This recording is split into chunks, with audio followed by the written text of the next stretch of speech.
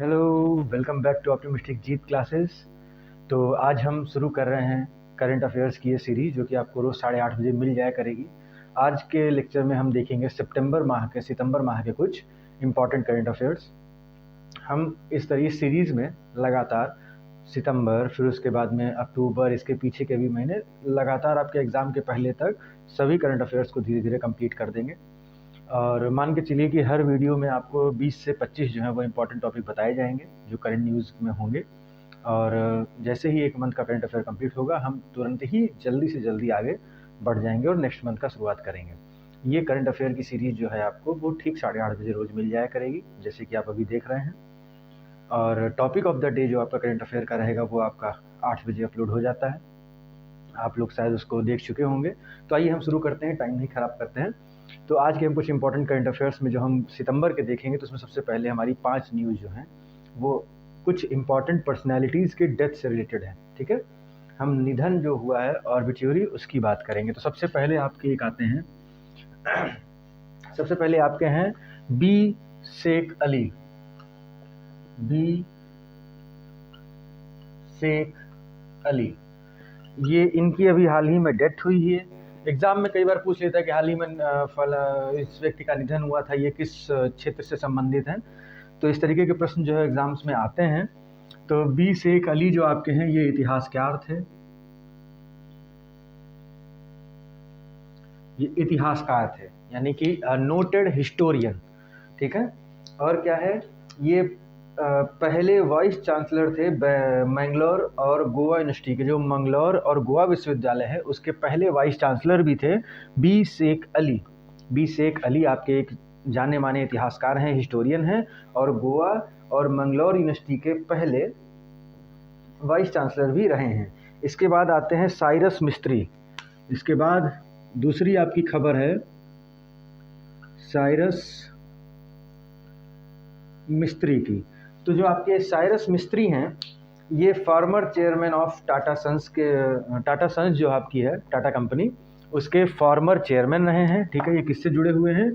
टाटा यानी कि बिजनेसमैन, ये बिजनेस से जुड़े हुए हैं। और इनका टाटा में 18% का शेयर था। कितना शेयर था? टाटा में इनका 18% का हिस्सा रहा। इसके बाद अगले हैं आपके अभिजीत सेन। अगले आपके हैं अभिजीत सेन।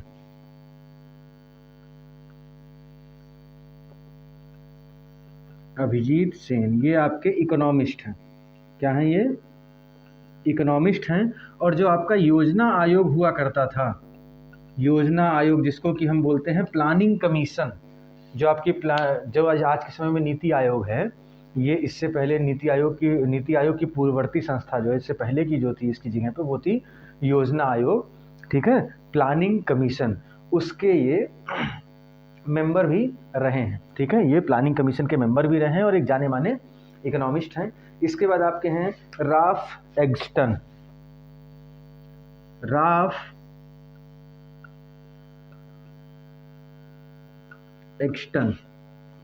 राल्फ एक्सटन आपके हैं अगले। माफ करिएगा, मैंने स्पेलिंग थोड़ी सी गलत लिखती है।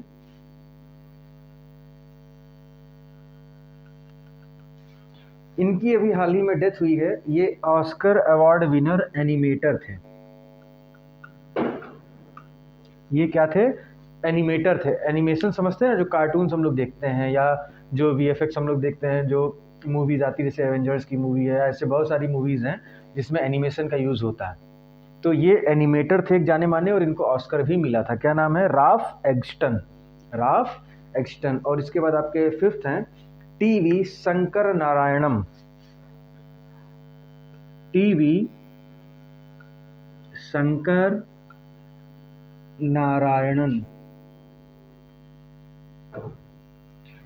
शंकर नारायणन, ये आपके जो थे वो इंडियन कर्नाटिक वोकलिस्ट थे।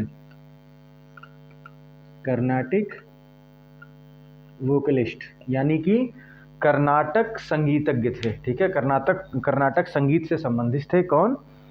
टीवी शंकर नारायणन। ये आपके 5 इम्पॉर्टेंट नाम हो गए जो आपको याद रखने हैं। सितंबर के पहले सप्ताह में इन 5 लोगों की डेथ हुई है जो कि आपके एग्जाम्स में पूछे जा सकते हैं। इसको एक बार फिर से रिवाइज कर लीजिएगा और इन शॉर्ट इसको नोट डाउन भी कर लीजिएगा वीडियो पॉज करके। आगे बढ़ते हैं।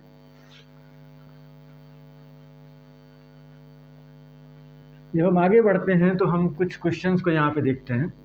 तो सबसे पहले आएंगे आपके पीएम श्री योजना की हम बात करेंगे। सबसे पहले हम किसकी बात करेंगे? पीएम श्री योजना। पीएम श्री योजना जो है वो आपके स्कूल इंफ्रास्ट्रक्चर से संबंधित है। जो आपके स्कूलों की विद्यालयों की अवसंरचना होती है, इंफ्रास्ट्रक्चर उनका होता है, उससे जुड़ी हुई ये योजना है। और इसमें कहा गया कि इंडिया में 14,500 स्कूल को हम आधुनिक इंफ्रास्ट्रक्चर प्रोवाइड कराएंगे, मॉडर्न इंफ्रा हम प्रोवाइड कराएंगे। कितने स्कूल्स को, ये याद रखिएगा। पहली चीज़ तो ये स्कूल्स से रिलेटेड है, और स्कूल्स के किससे? इंफ्रा, यानी कि इंफ्रास्ट्रक्चर, अवसंरचना जिसको हम कहते हैं। मेरे ख्याल से इतना इंग्लिश तो आप लोग समझ ही जाते होंगे, इतना आपको, भले ही आप कितने भी हिंदी मीडियम के हो, बट इतना तो आप समझ जाते होंगे आसानी से, फिर भी मैं बता दे रहा। तो स्कूल के इंफ्रास्ट्रक्चर से जुड़ी हुई ये योजना है पीएम श्री योजना, ठीक है। और इसमें कहा गया है, टारगेट है इसका 14,500 स्कूल्स जो हैं उनको मॉडर्न इंफ्रा दिया जाएगा। उनको क्या दिया जाएगा? मॉडर्न इंफ्रा दिया जाएगा। 14,500, 14,500 स्कूल्स को। और श्री की फुल फॉर्म है school for rising India. Shri की फुल फॉर्म है स्कूल फॉर राइजिंग इंडिया। यहाँ पे SH से आपका स्कूल है, R से आपका राइजिंग है और I से आपका इंडिया है।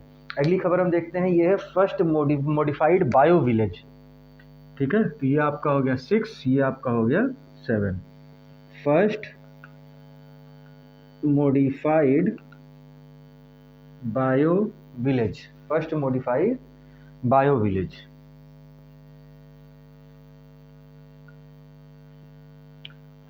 जैव गांव की बात हो रही है, देखते हैं इसमें क्या है। तो एक गांव है आपका जिसका नाम है दसपारा विलेज। क्या नाम है? दसपारा, ठीक है। दसपारा आपके एक विलेज का नाम है, जो कि आपका है त्रिपुरा के सिपही जिला में। ये त्रिपुरा में है, ठीक है। और अगर बाई चांस आपसे डिस्ट्रिक्ट कभी पूछ ले तो ये है सिपही जिला। सिपही जिला आपका त्रिपुरा में है, और वहाँ पे एक दसपारा विलेज है जिसको अभी हाल ही में बायो विलेज के रूप में मॉडिफाई किया गया है।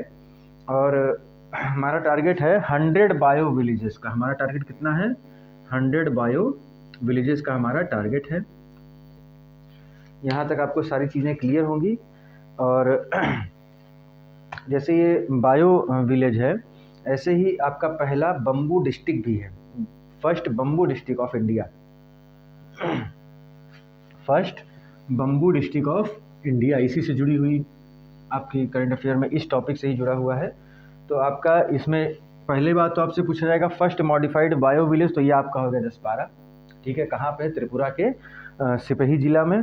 और हमारा टारगेट है 100 बायो विलेजेस बनाने का, ठीक है। ये आपके लिए इंपॉर्टेंट फैक्ट हो गए। इसी से जुड़ा हुआ है फर्स्ट बम्बू डिस्ट्रिक्ट। तो आपका फर्स्ट बम्बू डिस्ट्रिक्ट है बसग्राम, जो कि त्रिपुरा में है।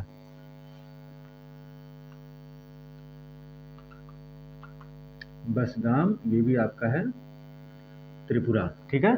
बसगाम जो आपका है पहला बम्बू डिस्ट्रिक्ट है, त्रिपुरा में है। और त्रिपुरा के आपके CM है मनिक साहा। त्रिपुरा में आपके CM है मनिक साहा। और फटाफट से आगे बढ़ते हैं, नहीं तो ये लेंथ जो है वो आपकी वीडियो की बहुत ज़्यादा हो जाएगी। अगला है, हमारी अगली न्यूज़ है HAL। HAL जो आपका होता है हिंदुस्तान एरोनॉटिक्स लिमिटेड। जो हमारा क्या होता है? Hindustan aeronautics limited. तो HAL से जुड़ी हुई आपकी करंट अफेयर है कि ये 5 PSLV रॉकेट जो है वो प्रोड्यूस करने वाले हैं। 5 PSLV रॉकेट्स प्रोड्यूस करेंगे। अच्छा, PSLV और GSLV में डिफरेंस होता है, बहुत से लोगों को नहीं पता होगा। चिंता ना करिए, सब चीज़ें आप हमारे साथ जुड़े हैं, आपको हर एक टॉपिक की एकदम विस्तृत, आपकी एकदम प्रॉपर तरीके से आपको बताया जाएगा। थोड़ा सा संयम रखिएगा। ये जो भी टॉपिक्स आ रहे हैं मैं इन सबको नोट डाउन कर रहा हूँ, जो जो आप लोगों को अलग से बताने हैं, ये सब मैं अलग से वीडियो बना के आपको सारा कुछ बता दूंगा। इस वीडियो में अगर बताने जाऊँगा तो ऐसे हर टॉपिक में फिर बहुत लंबा हो जाएगा, ठीक है। तो अभी हम वो चीज़ देखेंगे जो करंट अफेयर्स से रिलेटेड है। तो PSLV रॉकेट्स बनाएंगे कितने? 5 प्रोड्यूस करेंगे। अच्छा, अकेले नहीं बना रहा है एचएएल, ये बना रहा है लार्सन एंड टब्रो के साथ में। ये किसके साथ बना रहा है? Larsen and Toubro. Larsen and Toubro company जो है उसके साथ में मिलके एचएएल 5 PSLV जो है वो लॉन्च करने वाला है। अब अगर हम एचएएल की बात करें तो एचएएल आपका जो है वो, वैसे तो देखा जाए तो एचएएल बना है 1964 में, लेकिन इसके पीछे एक स्टोरी है 1940 में। ठीक है, 1940 में 23 दिसंबर 1940 को आपकी एक कंपनी बनी थी, Hindustan aircraft limited. Hindustan aircraft limited, ये आपकी एक कंपनी बनी थी 1940 में। ठीक है, इसी को आगे चल के इसमें मर्ज कर दिया गया था एरोनॉटिक्स इंडिया लिमिटेड। इसी में 1962 में एरोनॉटिक्स इंडिया लिमिटेड को ऐड कर दिया गया 1964 में। एरोनॉटिक्स इंडिया लिमिटेड, इसको 1964 में इन दोनों को मिला दिया गया और इससे आपकी बनती है HAL। तो देखा जाए तो HAL आपकी बनी है 1964 में, लेकिन HAL पहले जब अपने ओरिजिनल में रूप में बनी थी तो वो थी हिंदुस्तान एयरक्राफ्ट लिमिटेड, जो कि 1940 में बनी थी, और इसको बनाया था आपके हीराचंद ने, सेठ हीराचंद।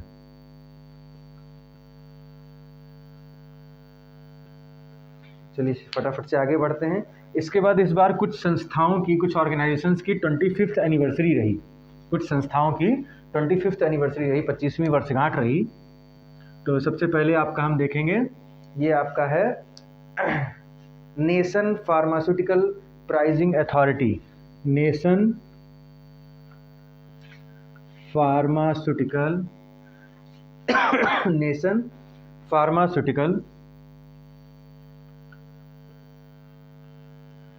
Pricing authority.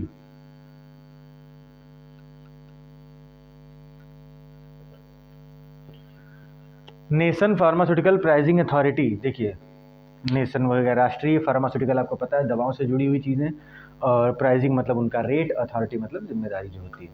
तो ये एक संस्था है, एक ऑर्गेनाइजेशन है, जिसको हम शॉर्ट में बोलते हैं NPPA। तो इसकी इस बार 25th एनिवर्सरी रही 2022 में। ठीक है, और ये वर्क करती है ministry of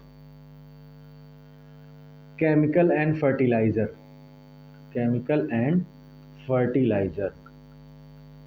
ministry of chemical and fertiliser, रसायन एवं उर्वरक मंत्रालय के अधीन जो है आपकी ये काम करती है, ये आपकी जो कंपनी है। ठीक है, इसकी अभी इस ऑर्गेनाइजेशन की ये 25वीं वर्षगांठ थी 2022 में। इसके अलावा कुछ और है, जैसे ट्राई, आपका जो ट्राई है, इन सब की आपको फुल फॉर्म ये कब बने हैं, और अगर किसी भी इंस्टीट्यूट का हेडक्वार्टर है तो वो भी आपको सब कुछ देखना होगा, और हो सके तो उसको कमेंट में पिन करिए, मैं पिन कर दूंगा अगर आपका आंसर सही है कि ट्राई की फुल फॉर्म क्या है।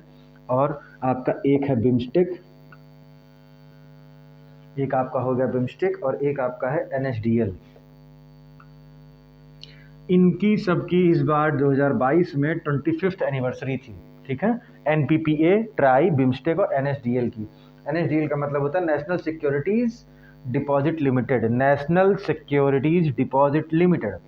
ठीक है, तो ये 4 संस्थाएं हैं, इन सब का फुल फॉर्म, और ये कब बनी, और जैसे बिम्स्टेक है तो इसमें कितने सदस्य हैं, कितने मेंबर्स हैं, ये सब चीज़ें आपको कमेंट बॉक्स में लिखनी है, और जिसका इसका आंसर सही होता है मैं उसको पिन कर दूंगा तुरंत के तुरंत। ठीक है, फिर हम आगे बढ़ते हैं। अगला है पुलिक्कली फेस्टिवल। अगला है आपका पुलिक्कली फेस्टिवल, 10 नंबर है पुलिक्कली फेस्टिवल। पुलिक्कली त्यौहार जो है आपका, ये जो ओणम का त्यौहार होता है ना, ओणम इंग्लिश में ओणम लिखते हैं, लेकिन उसको पढ़ते हैं ओणम। ठीक है, तो जो ओणम का त्यौहार होता है, ओणम का त्यौहार जो होता है, उसमें ये मनाया जाता है। और इस बार 2022 में ये रहा 8 सितंबर को। ओणम कब हुआ? 8 सितंबर को ओणम का त्यौहार मनाया गया। ठीक है, और ये कहाँ होता है? ये होता है केरला में। आपके केरल में ये ओणम मनाया जाता है। 8 सितंबर को पुलिकली फेस्टिवल मनाया जाता है, सॉरी 8 सितंबर को ओणम था, उसी के अंतर्गत जो है आपका पुलिकली फेस्टिवल होता है केरल में, ठीक है। और इसमें क्या होता है कि बाघ या तेंदुए जैसे, मतलब जो टाइगर होता है ना, टाइगर जैसी ड्रेस पहन के डांस करते हैं, तो इसीलिए इसको टाइगर डांस फेस्टिवल भी कहते हैं, टाइगर डांस फेस्टिवल। तो याद रखिएगा इससे जुड़े हुए कुछ फैक्ट। जो आपका पुलिकली फेस्टिवल है, पुलिकली त्यौहार है, वो कहाँ होगा? केरला में होगा। किस दौरान होगा? ओणम त्यौहार के दौरान, जो ओणम फेस्टिवल होता है उसके दौरान ये होगा, और 2022 में ये 8 सितंबर को हुआ। और इस पुलिकली फेस्टिवल में क्या करते हैं, टाइगर या बाघ जो होता है उसकी तरीके से ड्रेसअप होके या अपने आप पे पेंटिंग बना के हम क्या करते हैं, डांस करते हैं, इसीलिए इसको टाइगर डांस फेस्टिवल भी कहा जाता है। इसके साथ ही कुछ और जुड़े हुए फैक्ट देख लेते हैं। जैसे विशु, ये आपका मलयाली का विशु, ठीक है, विशु ये आपका जो मलयाली है ना उसका न्यू ईयर होता है। मलयाली का नया साल जो आपका होता है वो होता है विशु, उसको बोलते हैं। फिर फेस्टिवल के कुछ और, सॉरी केरला के कुछ और फेस्टिवल हैं, उनको देख लेते हैं। केरला के कुछ और फेस्टिवल हैं, उनको नोट डाउन कर लेते हैं। जैसे आपका एक है मकर विलक्कू, मकर विलक्कू, ठीक है, ये आपका केरला का एक फेस्टिवल है। एक है आपका त्रिशूरपुरम, ठीक है, एक आपका है त्रिशूरपुरम।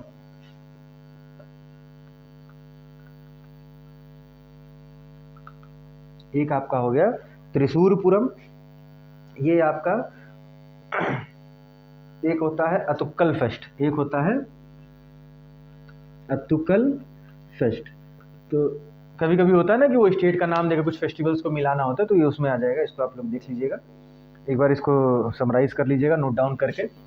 फिर फटाफट से हम आगे बढ़ते हैं। अभी तक यहाँ का आपको समझ में आ गया होगा। अब जब हम आगे बढ़ेंगे तो अब हम देखेंगे आपका 11 नंबर पे आएगा अम्लम। 11 नंबर पे आएगा अम्लन बोर्गोहेन, अम्लन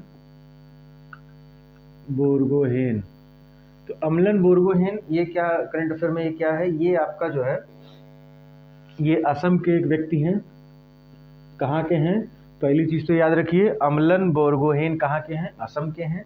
और इन्होंने मेंस के 100 मीटर का नेशनल रिकॉर्ड बनाया है। जो 100 मीटर रेस होती है ना उसमें इन्होंने नेशनल रिकॉर्ड बनाया है, मतलब कि इंडिया में सबसे तेज 100 मीटर की रेस पूरी करने वाले ये बन गए हैं। कितने इन्होंने मिनट या सेकंड में पूरी की है? तो ये है आपका 10.25 सेकंड, 10.25 सेकंड्स ठीक है। इन्होंने 100 मीटर जो है वो उसका नेशनल रिकॉर्ड बनाया 10.25 सेकंड्स में कंप्लीट करके। इससे पहले ये रिकॉर्ड था अमय मलिक के पास में। इससे पहले किसके पास था? अमय मलिक। इन्होंने 10.26 सेकंड्स में कंप्लीट किया था 100 मीटर रेस। पहले ये नेशनल रिकॉर्ड था, अब हो गया 10.25 हो गया। अच्छा, जब भी रेस की बात आती है तो आपके दिमाग में हुसैन बोल्ट का नाम जरूर आता है। हुसैन बोल्ट कहाँ से हैं? जमैका से, ठीक है। तो उन्होंने कितने सेकंड्स में कंप्लीट किया था? तो हुसैन बोल्ट ने 9.85 सेकंड्स में, 9.585, ये इनका वर्ल्ड रिकॉर्ड है, 9.585 सेकंड्स। फिर इसके बाद आता है क्लियर स्काईज फॉर टुमारो। एक कैंपेन है clear skies for tomorrow.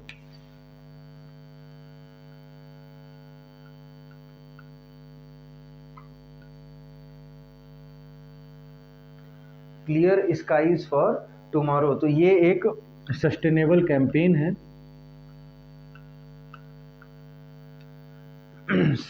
Sustainable मतलब सतत, ठीक है। एक सस्टेनेबल कैंपेन है, सतत कैंपेन है एक, क्या? Clear skies for tomorrow. ये अभी किसने ये कैंपेन में जुड़ा? ये एक्चुअली इंटरनेशनल लेवल पे एक कैंपेन है। इससे भी इंडिया का एक इंस्टीट्यूशन जुड़ा है और वो है इंडिगो का है, इंडिगो। तो कैसे ये जुड़ा, क्या हुआ कि इसमें जो फ्यूल है, फ्यूल हम जो यूज़ करते हैं एरोप्लेन्स में, उसको लेके कैंपेन है कि हमें फ्यूल किस तरीके का यूज़ करना चाहिए। तो अभी इंडिगो ने इस कैंपेन में जुड़ने के बाद ही क्या किया कि अभी अपने जो फ्यूल था ना एरोप्लेन का, उसमें SAF मिलाया, ठीक है, SAF मिलाया। SAF क्या होता है? Sustainable aviation fuel.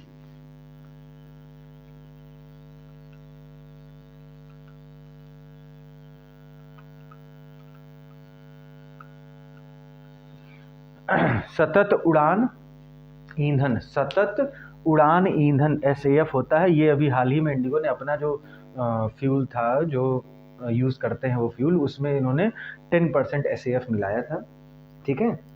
और ये जो आपकी है clear skies for tomorrow campaign, ये शुरू की थी WEF ने। WEF यानी world economic forum, world economic forum. अच्छा, वर्ल्ड इकोनॉमिक फोरम की बात हो रही, तो वर्ल्ड इकोनॉमिक फोरम कब बना है, इसका हेडक्वार्टर कहाँ है? तो ये बना है आपका 24 जनवरी 1971, 24 जनवरी 1971 को आपका WEF बनता है। और इसका हेडक्वार्टर है कोलोगनी, इसका हेडक्वार्टर है कोलोगनी, कोलोगनी, ये है आपका स्विट्जरलैंड। और स्विट्जरलैंड का ये कोलोगनी कहाँ पे है? कोलोगनी है जेनेवा में। कहाँ पे है? जेनेवा में। तो अगर कभी एग्जाम में ऑप्शन में कोलोगनी दे कि WEF जो वर्ल्ड इकोनॉमिक फोरम है उसका जो वैश्विक आर्थिक मंच वर्ल्ड इकोनॉमिक फोरम, तो इसका हेडक्वार्टर अगर कोलोगनी ऑप्शन में दिया तो आप कोलोगनी करेंगे, अगर जेनेवा दिया तो आप जेनेवा करेंगे, ठीक है। कब बना था? 24 जनवरी 1971 को। और इसके इस समय चेयरपर्सन है बॉर्ज ब्रेंड। इसके चेयरपर्सन कौन है? बॉर्ज ब्रेंड। आगे बढ़ते हैं। फिर है, हम 2 लेक की बात करेंगे, 2 झीलों की बात करेंगे। 30 नंबर आपका रहेगा, हम 2 झीलों की बात करेंगे। क्या है इन झीलों में? तो देखिए 2 लेक हैं, इनका नाम है बोरजुरी और हाजोंग।